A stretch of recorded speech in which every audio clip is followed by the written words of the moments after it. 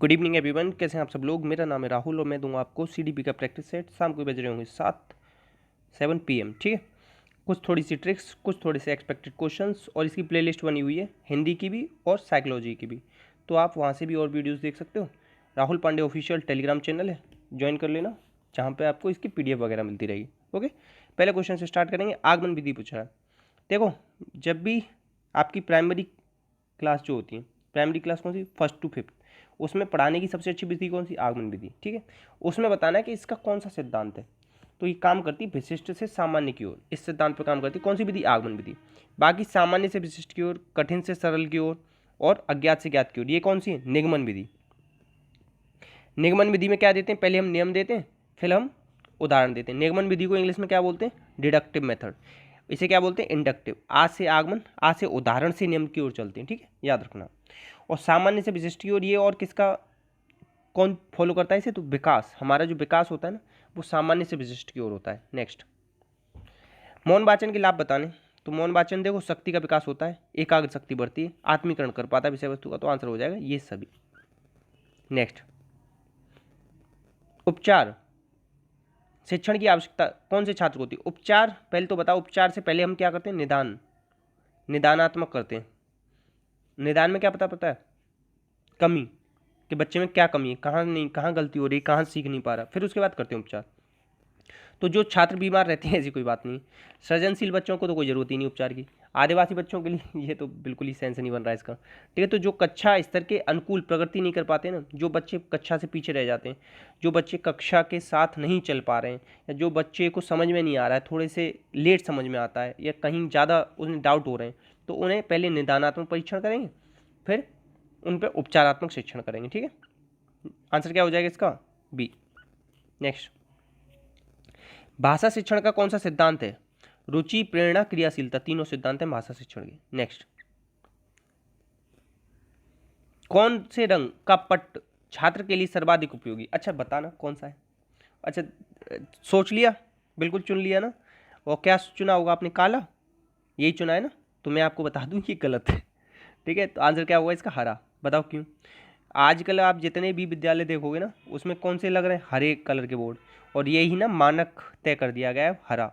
अब काले नहीं लगते बोर्ड, बोर्ड कैसे लगते हैं, हरे। हरा को ही सर्वाधिक उपयोगी माना जाता है, किसके लिए, छात्र के लिए। क्यों, हरा ना थोड़ा सा आँखों को मतलब थोड़ा पसंद आता है। काला क्या होता है, थोड़ी उस पर कह सकते हो कि चुभता है आँखों में, हरा उतना चुभता नहीं है, ठीक है। तो अब आजकल जितने भी विद्यालय देखेंगे ना, उन सब में कौन सा यूज होता है, हरा, ठीक है।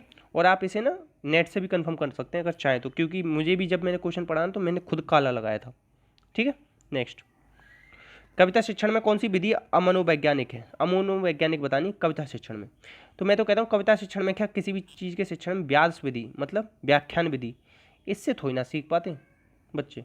गीत, कक्षा विनय, प्रश्नोत्तर, ये तीनों अच्छी हैं, ये मनोवैज्ञानिक है। आंसर क्या हो जाएगा, डी। नेक्स्ट, दृश्य श्रव्य सामग्री कौन सी नहीं है। दृश्य श्रव्य मतलब दिखाई दे और इससे सुनाई दे।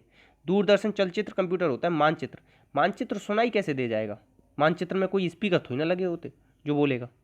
नेक्स्ट, इसमें से कौन सी हिंदी भाषा की कौन सी विशेषता नहीं। हिंदी भाषा से रिलेटेड कौन सा, 17 भाग 17 में, ठीक है, अनुसूची 8 में, ठीक है। और हिंदी भाषा, और इसमें कितनी भाषा दे रखी, 22। और हिंदी भाषा या भाषा से रिलेटेड 343 से 351 तक के अनुच्छेद दे रखे हैं, ठीक है। और 10 जनवरी को विश्व हिंदी दिवस मनाते हैं, ठीक है, इसे भी याद रखो। और अच्छा, नेशनल हिंदी डे ये किस डेट को बनाते हैं, ये डेट बताओगे आप, ठीक है, बताना प्लीज़। तो भाषा का एक मानक रूप है, या इसकी कौन सी विशेषता नहीं है, तो स्थूल से सूक्ष्म की ओर चलती है, अर्जित है, सही बात है। मगर भाषा परिवर्तनशील नहीं है, ये गलत बात है। बताओ क्यों, भाषा तो परिवर्तन होती है। जैसे एक आपने दुआ सुना होगा, कोस कोस पे बदले पानी, 4 कोस पे बानी, इस तरीके से बोलते हैं, ठीक है। तो मतलब भाषा ना बदलती रहती है समय के हिसाब से, ठीक है। तो आंसर क्या हो जाएगा, तीसरा। अब मैं और बता दूं कैसे, जो आपको मैं हिंदी क्लास देता हूँ ना, उसमें बताया ना मैंने, सबसे पहले क्या आई थी, संस्कृत, फिर पाली आई, फिर प्राकृत, फिर अपभ्रंश, फिर अभट्ट, फिर क्या आई, अब आई फिर हमारी हिंदी। और हिंदी का विकास किससे हुआ, सौर सैनी से। तो ये बदल रही है, नहीं बदल रही, इससे ये, इससे इससे इससे, अब क्या चल रही है, हिंदी तो बदल रही है ना। तो ये कह रहा है परिवर्तनशील नहीं है, जबकि भाषा क्या है, परिवर्तनशील है। तो इसमें पूछा था क्या सही नहीं है, तो सही क्या नहीं है, कि परिवर्तनशील नहीं है, जबकि भाषा क्या है, परिवर्तनशील।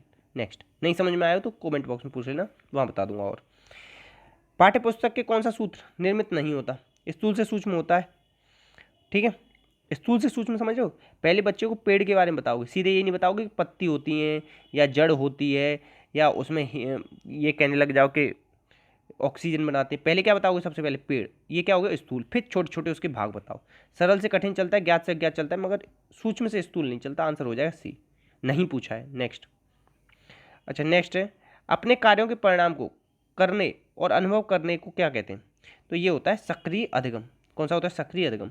अच्छा, ये प्रत्याधिकृत या विकेरियस लर्निंग बताऊं, जैसे कोई बच्चा झूठ बोला, क्या बोला, झूठ बोला, और आपने उसमें पिटाई लगा दी। वैसे तो पिटाई लगा नहीं सकते, कब क्यों नहीं लगा सकते, भाग 17 जो कहता है ना आरटीई का, कॉर्पोरल पनिशमेंट को बैन कर रखा है उसने। ठीक है, तो अच्छा ये समझो, कोई बच्चे ने ना अच्छा काम किया, क्या किया, अच्छा काम किया, आपने उसे एक चॉकलेट दे दी, तो दूसरे बच्चे ये देखेंगे, अरे हम भी अगर अच्छे काम करेंगे चॉकलेट हमें भी मिलेगी। तो हम जो देख देख के सीखते हैं ना, उसे कहते हैं विकेरियस लर्निंग। ठीक है, नेक्स्ट, निम्न में से कौन सा एक समावेशी कक्षा के साथ जुड़ा हुआ है। समावेशी कक्षा किस चीज़ पे जोर देती है बताओ, कोलैबोरेटिव पे देती है ना, किस पे देती है, कोलैबोरेटिव पे। उन्हें क्या कहती है, एक साथ सबको एक ही जगह ले आओ और एक साथ पढ़ाओ सब तरीके के बच्चों को। ठीक है, नेक्स्ट, ब्रेन स्टॉर्मिंग या कह सकते हो कि बुद्धिशीलता, इसमें से किस विशेष प्रकार से संबंधित। मंद बुद्धि वाला उतना नहीं करता बुद्धि, मतलब ब्रेन स्टॉर्मिंग, पिछड़े बच्चे करते नहीं। कौन करते हैं ब्रेन स्टॉर्मिंग, सृजनशील बच्चे करते हैं, out of the box thinking करते हैं। और इसे और क्या कह सकते हैं, अपसारी चिंतन होता है फिर ये। ठीक है, नेक्स्ट, देखो पहले आया था PWD एक्ट, 1995 में आया, 1996 में लागू हुआ, 7 तरीके की उसमें क्या थी, डिसेबिलिटी बताई गई थी। मगर जो ये 2016 में आया, इसमें 21 तरीके की कर दी गई इन्हें बढ़ा के। ठीक है, अब इसमें जो एसिड अटैक विक्टिम होते हैं ना, वो भी ऐड कर लिए गए। ठीक है, तो इसमें से कौन सा, इसमें बालकों का उदाहरण नहीं, एसिड अटैक विक्टिम वाले आते हैं, इसमें सेरेब्रल पाल्सी आते हैं, चिल्ड्रन विद स्पेशल या विजुअल नीड आते हैं, या इम्पेयरमेंट आते हैं, मगर इसमें से कोई नहीं। ये तीनों ही इसमें आते हैं, जो 21 इन्होंने इस बार ऐड किए हैं 2016 में, रिवाइज होके आया था। सबसे पहले PWD एक्ट कब आया, 1995 में, लागू 1996 में हुआ। नेक्स्ट क्वेश्चन है आपका, निम्न में से कौन सा विद्यार्थी को अध्यापक के ध्यान देने की आवश्यकता है, तो अंतर्मुखी को है, मंदबुद्धि को है, कुड़ी को है, सबको ही ध्यान देना चाहिए सबके ऊपर। और गिफ्टेड का IQ क्या होता है, 140+। IQ का फॉर्मूला क्या है, MA/CA × 100। ठीक है, और ये IQ का फॉर्मूला किसने दिया था, फाइनल टर्मन ने, कब दिया था, 1916 में। नेक्स्ट, एक मिश्रित समूह में क्या शामिल होना चाहिए, तो नॉलेज और स्किल दोनों चीज़ शामिल हो। इकोनॉमिक स्टेटस, जेंडर, एज और सोशल कंस्ट्रक्ट के आधार पर कभी भी हम समूह नहीं बनाते। आंसर क्या हो जाएगा, ए। नेक्स्ट, शिक्षा या शैक्षिक मनोविज्ञान की वह शाखा है जिसमें मनोविज्ञान एक का विज्ञान है। तो अब इसमें पूछ रहा है प्रयोगात्मक मनोविज्ञान के जनक कौन है। अच्छा पहले तो बता दूं शैक्षिक मनोविज्ञान के जनक कौन है, तो ये कौन है बताओ, थॉर्नडाइक। क्यों है, 1900 से मानी जाती है इसकी शुरुआत, और जो भयंकर परिवर्तन आए थे 1920 से आए थे। ठीक है, आधुनिकता का जो रूप दिया इसको। तो देखो 1879 लिपजिंग जर्मनी में एक वो खोली थी प्रयोगशाला, वो खोली थी बुंट ने। किसने वो खोली थी, बुंट ने। ठीक है, याद रखना। और टॉलमैन ने क्या दिया, लेटेंट लर्निंग दिया है, और कौन सा दिया है बताओ, लेटेंट लर्निंग दिया है, और एक और दिया है, लेटेंट लर्निंग या गुप्त अधिगम और लुप्त अधिगम, 2 तरीके का है, उसे याद रखना। गुप्त अधिगम और लुप्त अधिगम किसने दिया है, टॉलमैन ने। और टॉलमैन ने क्या दिया था, चिन्ह सिद्धांत दिया था। ठीक है, ये भी याद रखना। अच्छा 1879 की जगह मैं 1876 कर दूंगा ना, तो ये क्या हुआ था, ग्राहम बेल ने टेलीफोन का आविष्कार किया था। ये क्वेश्चन बहुत ज़्यादा पूछा जा रहा है आजकल, पहले पूछा जाता था टेलीफोन का आविष्कार किसने किया, ग्राहम बेल। अब इसकी डेट पूछने लग गया है आजकल, तो याद रख लेना। ये जीके का एक एक्स्ट्रा फैक्ट बता दिया अलग से। ठीक है, अगर टेलीफोन का पूछे तो ग्राहम बेल करके आना, और मोबाइल फ़ोन का पूछे ना तो मार्टिन कूपर है, वो अलग है, याद रखना। नेक्स्ट, किस विधि में शैक्षिक मनोविज्ञान को विज्ञान बताया गया है बताओ, किस में बताया गया है, तो क्या हो जाएगा इसका हो जाएगा, विज्ञान क्या करता है, प्रयोग करता है, तो प्रयोगात्मक विधि में। और ये किसने दी, विलियम बुंट, कब 1879। ठीक है, लिपजिंग कार्ल मार्क्स जो विश्वविद्यालय था उसमें ही तो प्रयोगशाला खोली थी इन्होंने। नेक्स्ट, मनोविज्ञान की सबसे पुरानी शाखा कौन सी है? सबसे पुरानी शाखा आत्मदर्शन या आत्मनिरीक्षण। किसने दिया है? बुंट ने। बहिर्दर्शन ये पूछा जाता है, बहिर्दर्शन किसने दिया है? वॉटसन ने। ठीक है, याद रखना। नेक्स्ट, शैक्षिक मनोविज्ञान का संबंध किससे है? तो इन सब से है, शिक्षार्थी सीखने की प्रक्रिया और सीखने की स्थिति। नेक्स्ट, तो इतने ही क्वेश्चन थे आज। और ये बताएंगे आप कि वॉटसन के बेटे का नाम क्या था, किस पे प्रयोग किए थे वॉटसन ने। दूसरा क्वेश्चन है कि पावलोव ने किस पे प्रयोग किए थे, थॉर्नडाइक ने किस पे किए थे, स्किनर ने किस पे किए थे।